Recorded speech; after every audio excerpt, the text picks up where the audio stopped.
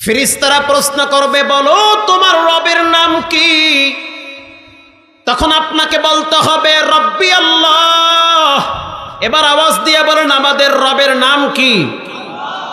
তো ফেরেশতারা আপনাকে বলবে তোমার রবের নাম কি বলো। এখন এটার প্র্যাকটিস আপনি কই করবেন?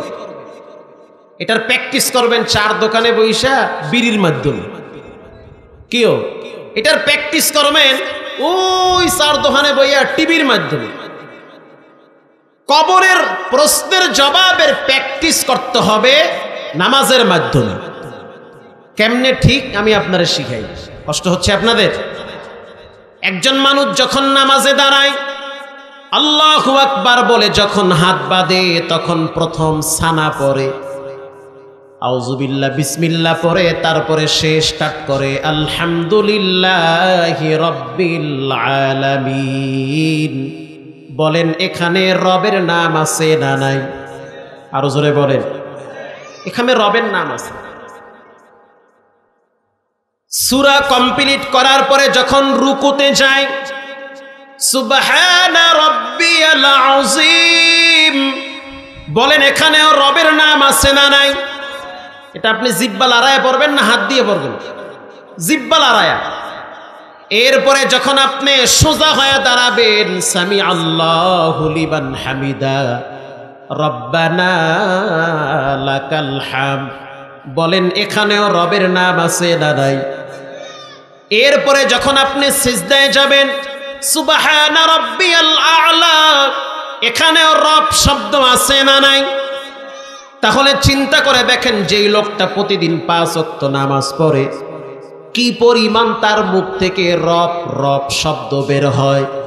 যে নামাজে রবেরে ডাকতে পারে সে কবরেও রবেরে ডাকতে পারবে। যে নামাজে রবেরে ডাকে সে কবরেও রবেরে ডাকতে পারবে। এরপরে নামাজের পরে আপনার মনে চাচ্ছে আমার মৃত মা বাবার জন্য একটু দোয়া করি, আপনি আল্লাহর দরবারে হাতটা বাড়ায় দিলেন, চোখের পানি ছেড়ে দিলেন আর বললেন রব্বির হামহুমা কামা রব্বায়ানি সগীরা।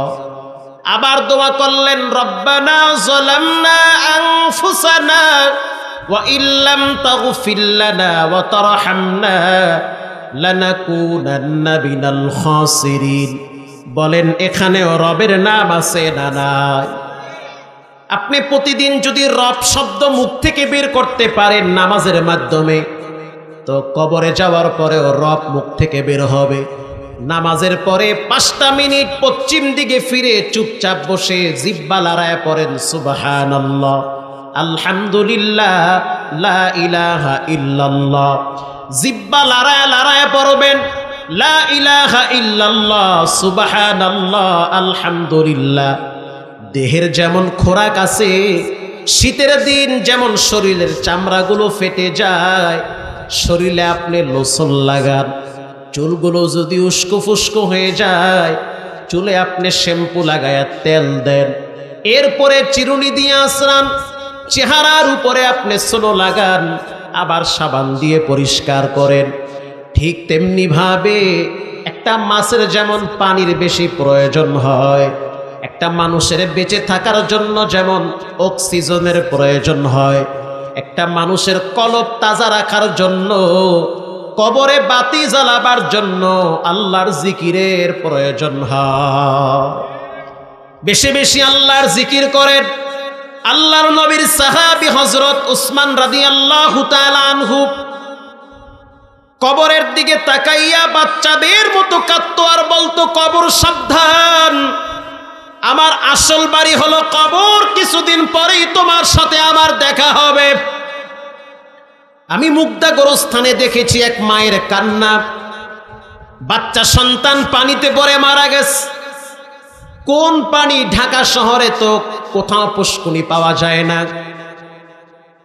বাচ্চা সন্তান বাথরুমে গেছে, যাওয়ার পরে সেখানে বালতির ভিতরে পানি থাকে, তো মাত্র 2-2.5 বছরের বাচ্চা বড় বালতির ভিতরে হাত দিয়ে লাড়তে লাড়তে উপরে পড়ে গেছে, এখন আর উঠতে পারে না। এদিকে মা ঘর ঝাড়ু দিতেছে, সন্তানের জান বের হয়ে যাচ্ছে। সন্তান বলতে পারে না মা পানি খেতে খেতে আমার পেট ভরে গেছে, গলা পর্যন্ত পানি আসছে, আমারে বাঁচাও। এই চিৎকারটাও মা দিতে পারে না। মৃত্যুর সিদ্ধান্ত হয়ে গেছে। কিছুক্ষণ পর মায়ের কলিজার ভিতরে টান লাগছে। মা বাথরুমে গিয়া দেখলো সন্তানের পা উপরের দিকে উঠে আছে। এবার সন্তানটারে মা উপরের থেকে উঠাইয়া বুকের সাথে জড়াইয়া কপালে চুমা দিয়া হসপিটালে নিয়ে গেল। ডাক্তার বলল চলে গেছে। বুঝেন তো একটা মায়ের কলিজায় তখন কত কষ্ট লাগে। এরপরে সুন্দর করে গোসল করাইল। গোসল করানোর পরে লাশটারে নিয়ে যখন মুগদা মেডিকেলে গোরস্থানে নিয়ে গেল, গোরস্থানের কিনারায় যখন তার বাবা তার আপনজনেরা দাঁড়াইয়া যখন কবর খনন করতেছে, এদিকে মারে ঘরে আটকায় রাখছে। কারণ মা যদি কবরের কিনারায় যায়, সন্তানকে রাখার আগে মা নিজেই কবরে শুয়ে পড়বে। এই দৃশ্য দেখে মা সহ্য করতে পারবে না। পরের দিন ফজরের টাইমে মা গোরস্থানে আসছে। শিক ধরে গ্রিল ধরে দাঁড়ায় দাঁড়ায় মা কাঁদে আর বলতে আছে, আল্লাহ মাসুম বাচ্চাটারে কষ্ট দিয়েন না কবরে। মৃত্যু এমন একটা জিনিস যে কোনো টাইমে মানুষকে ধরে ফেলবে। আল্লাহর নবীর সাহাবী হযরত ওসমান রাদিয়াল্লাহু তাআলা আনহু কবর দেখলে বাচ্চাদের মতো কাঁদতেন। হযরত আলী রাদিয়াল্লাহু তাআলা আনহু রাত্রিবেলা তাহাজ্জুদের মুসাল্লায় কবরের জন্য জোরে কাঁদতেন। যুবকরা সাবধান হয়ে যাও, সতর্ক হয়ে যাও, কবরের বাড়ির জন্য তৈয়ার হয়ে যাও। রাসূলুল্লাহর প্রিয় সাহাবী হযরত আবু বকর রাদিয়াল্লাহু তাআলা আনহু বলেন, 5টি কথা বলে আমি আপনাদের থেকে দোয়া নিয়ে বিদায় দিব। হযরত আবু বকর বলেন, 5টা অন্ধকারের জন্য 5টা আলো রয়েছে। আবু বকর বলেন, আয-যুলুমাতু খামসুন ওয়াস-সিরাজু লাহা খামসুন। 5টা অন্ধকারের 5টা বাতি আছে। আল্লাহু আকবার বলেন। 1 নম্বরের অন্ধকার হুব্বুদ দুনিয়া যুলুমাত ওয়াস-সিরাজু লাহা তাকওয়া। দুনিয়া একটা অন্ধকার। দুনিয়ার 2 নম্বরের কাজ অন্ধকার। জিনা ব্যভিচার অন্ধকার। খাদ্যে ভেজাল দেওয়া আলো না অন্ধকার? অন্ধকার। হযরত আবু বকর বলেন, যার ভিতরে আল্লাহর ভয় থাকবে তার অন্তরটা দুনিয়াতেও আলোকিত থাকবে। সে হাসতে হাসতে মৃত্যুর জন্য প্রস্তুতি গ্রহণ করো। এবার হযরত আবু বকর বলেন, ওয়াস-সিরাজু লাহা তাকওয়া, আল্লাহর ভয় হলো অন্ধকার দূর করার বাতি। 2 নম্বরে আল ইসমু যুলুমাত ওয়াস-সিরাজু লাহা তাওবা। গুনাহ একটা অন্ধকার, এটার বাতি হলো তওবা। এখানে অনেক যুবকরা আছেন যারা শয়তানের ধোঁকায় পড়ে জিনা ব্যভিচার করেছে, যারা শয়তানের ধোঁকায় পড়ে পাপ করেছেন। সতর্ক হন, সাবধান হন। আপনার বাঁচার একটা রাস্তা আছে, সেটা হলো তওবা। পৃথিবীর কেউ যেটা দেখে না সেটা দেখেন কে? যদি তওবা না করেন তো অপেক্ষায় থাকেন। যেই পরিমাণ মজা পাইছেন ওই পরিমাণ সাজার জন্য রেডি হন। যেই পরিমাণ আনন্দ পাইছেন এর চেয়ে কয়েক গুণ মানসিক যন্ত্রণার জন্য তৈয়ার হন। তাহলে পাপ অন্ধকার, এটার বাতি হলো তওবা। বলেন, পাপের বাতি কি? আরো জোরে বলেন, তওবা। আল্লাহর রাসূল বলেন, আত-তাইবু মিনাজ যামবি কামাল্লা যামবালা। যে তওবা করে সে একেবারে নবজাতক বাচ্চার মতো নিষ্পাপ হয়ে দুনিয়াতে আসে। হযরত আবু বকর বলেন 3 নম্বরে, আল কবরু যুলুমাত ওয়াস-সিরাজু লাহা লা ইলাহা ইল্লাল্লাহ মুহাম্মাদুর রাসূলুল্লাহ। কবর একটা অন্ধকার ঘর, এর বাতি হলো লা ইলাহা ইল্লাল্লাহ। যে ব্যক্তি বেশি বেশি এই কালেমাটা পড়বে তার কবরে রব্বুল আলামিন নূরের বাতি জ্বালায়া দিবে। আল্লাহর রাসূলের প্রিয় সাহাবী বলেন 4 নম্বরে, কিয়ামতের ময়দানে এক অন্ধকার, যার বাতি হলো নেক আমল। পুলসিরাত একটা অন্ধকার, 30,000 বছরের রাস্তা। যার বাতি হলো দুরূদ শরীফ। সুবহানাল্লাহ বলেন। তাহলে কবরের বাতি হলো লা ইলাহা ইল্লাল্লাহ। এবার আসেন, যখন কোনো বৎকারের জান কবজ করা হয়, আল্লাহর রসুল ওই জায়গায় বসে বসে আঙ্গুল দিয়ে মাটি টানতেছে আর বলতেছে, সাহাবীরা যখন কোনো বৎকারের জান কবজ করা হয়, তার সামনে ফেরেশতারা এমন ভাবে দাঁড়ায়, দেখার সাথে সাথে ভয়েতে তার কলিজা উল্টায়া যায়। মাথা আসমানে, পা জমিনে, শরীরের পশম থেকে আগুনের ফুলকি বের হয়, শরীরের ভিতরে কাঁটাযুক্ত পশম থাকে। এরপরে মালাকুল মউত পার গোড়ালির থেকে খিঁচতে থাকে জান বের করার জন্য।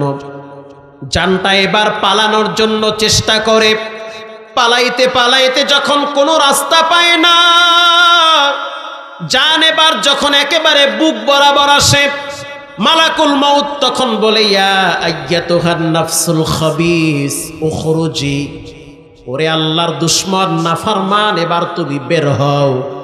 দুনিয়ায় লম্বা টাইম দেওয়া হয়েছে, নামাজের টাইমে দোকানে বসে বসে গল্প হয়েছে, ফজরের টাইমে ঘরে আরামে ঘুমিয়েছ, এশারের টাইমে টিভির সামনে বসে সময় দিয়েছ।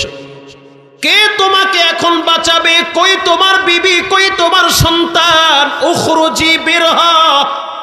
এরপরে মালাকুল মউত আজরাইল এমন জোরে থাবা মারবে, শরীরের সমস্ত রক্ত ছিন্ন ভিন্ন হয়ে তার ভিতর থেকে রুহুটা বের হয়ে যাবে। এই রুহুর দুর্গন্ধে ফেরেশতারা থাকতে পারবে না। আল্লাহর কাছে যখন নিয়ে যাবে, আল্লাহ পাক বলবে, রুহুটারে ঘুরাইয়া সিজ্জিনে রাইখা দাও। আল্লাহু আকবার। সিজ্জিন হলো জাহান্নামের একটা এরিয়ার নাম। ওখানে বৎকারদের রুহু থাকে, ওই জায়গায় নিয়ে রাখো। ওই জায়গাটায় রাইখা একটু দৃশ্য দেখায়া এরপরে আবার তার বডির ভিতরে রুহুটা দাও, কারণ তাকে প্রশ্ন করা হবে। এই দাফন কমিটি যখন আপনাদেরকে দাফন দিয়ে চলে যাবে, 40 কদম অথবা 41 কদম যাওয়ার পর এরপরে আপনাকে ফেরেশতারা রুহু দিয়া উঠাবে। উঠো, বসো, লম্বা টাইম দুনিয়ায় সময় কাটাইছো, এবার আমাদেরকে টাইম দাও। প্রশ্ন করবে, মান রব্বুকা, সে বলবে হা হা লা আদরি, আমি তো কিছুই জানি না। আবার প্রশ্ন করবে, ওয়ামান নাবিয়ুকা, কে তোমার নবী? বলবে হা হা লা আদরি, জানি না। আবার প্রশ্ন করবে, তোমার দিন কি, তোমার ধর্ম কি, তুমি কোন ধর্মের মানুষ? সে বলবে লা আদরি, হা হা লা আদরি, জানি না আমি। আল্লাহ বলবেন, ফেরেশতার দল, আর প্রশ্ন করা লাগবে না, জাহান্নামের আগুনের পোশাকটা ওর শরীরে পরায়া দাও। এরপরে কবরটাকে প্রশস্ত করে জাহান্নামের ঢাকনাটা খুইলা জাহান্নামের তাপের শরীরে দিতে থাকো। প্রিয় ভাইরা আমার, তখন আপনার স্ত্রী কই, সন্তান কই, কাউকে আপনি পাশে পাবেন না। এজন্য আজকের এই দাফন কমিটির উদ্যোগের মাহফিল থেকে খাঁটি দিলে তওবা করে নেন। জীবনে কোনোদিন নামাজ ছাড়বো না, হারাম খাবো না, কালেমাটা সব সময় সর্বহালতে জবানে পড়ব। জীবনের শেষ পরিণামটা যেন ভালো হয়। আপনার মৃত্যুতে মানুষ যেন আপনার জন্য দোয়া করে, মানুষ যেন আপনার মৃত্যুর সংবাদ শুনে আফসোস করে, কে মারা গেছে অমুক যুবক, ভদ্র যুবক, শান্ত যুবক, আদবওয়ালা যুবক, কর দোয়ার জন্য। টাকা যেমন ট্রান্সফার করা যায়, মানুষের জন্য দোয়াও এক জায়গা থেকে আর এক জায়গায় ট্রান্সফার করা যায়। প্রিয় ভাইয়েরা আমার, জুমার দিন আপনার জন্য দোয়া হবে, মসজিদে আপনার জন্য দোয়া হবে। এজন্য আজকে থেকে পাক্কা নিয়াত করে নেই, জীবনে কোনোদিন কোনো মেয়ের সাথে অবহিত সম্পর্ক করব না, আব্বা আম্মার সাথে বেয়াদবি করব না, প্রতিদিন কম বেশি কবরের মুরাকাবা চিন্তা করব, মৃত্যুর কথা স্মরণ করব। দিলটা যদি ভালো থাকে, তওবার নিয়াইতে দুইটা হাত আল্লাহকে দেখায়া দে। নারায়ে তাকবীর।